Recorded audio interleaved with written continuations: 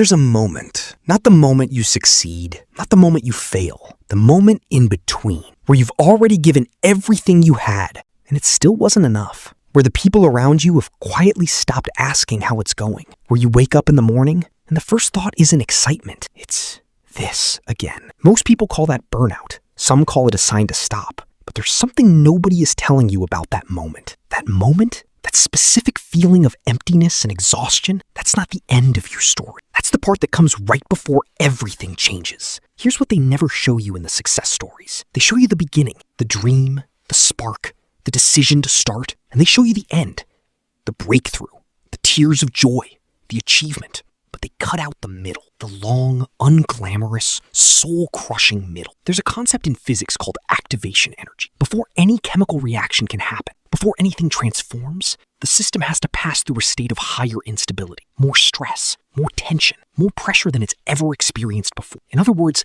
things have to feel worse before they get better. Not because the universe is cruel, but because transformation requires pressure. The caterpillar doesn't peacefully drift into becoming a butterfly. Inside that cocoon, its entire body dissolves into liquid, complete biological chaos, before it rebuilds into something that can fly.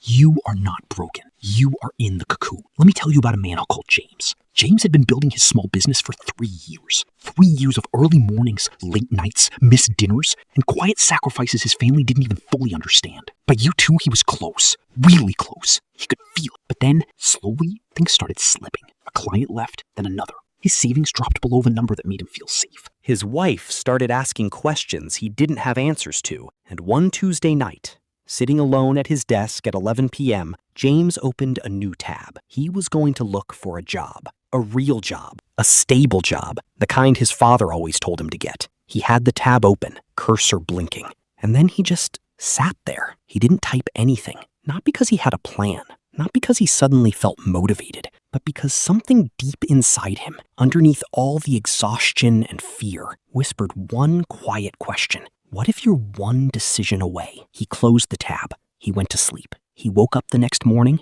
and did the work anyway. Not with fire, not with passion, with nothing but a quiet, stubborn refusal to stop. 4 months later, his business crossed the threshold he'd been chasing for 3 years. He almost quit. On a Tuesday night, he didn't. That's the part nobody talks about.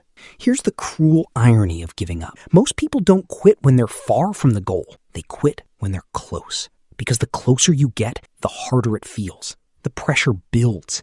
The stakes feel higher. The exhaustion is real and accumulated. And your brain, designed to protect you, reads all of that as danger. Stop. This is too much. It's not working. But your brain is reading the data wrong.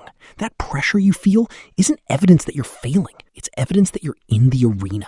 People who never try anything hard never feel this way. The pressure is the cost of admission for the life you're trying to build. And here's what I need you to really hear. The version of you that exists on the other side of this moment, the one who made it, they didn't have more talent than you.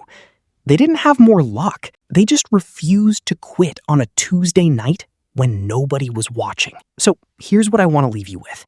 If you're watching this right now because you're in that moment, that hollow, exhausted, what's the point moment, I want you to know something. The fact that you're still here, still searching, still asking questions instead of walking away, that's not weakness. That is the most quietly courageous thing a human being can do. You don't need a miracle today. You don't need to feel motivated. You don't need everything to make sense. You just need to close the tab, go to sleep, wake up tomorrow and do the work one more time. Because the version of your life you've been building toward, it's still there. It's been waiting for you the whole time. If you want the exact framework I use to stay consistent when motivation disappears, the free 7-day discipline plan is linked below. It's built for moments exactly like this one.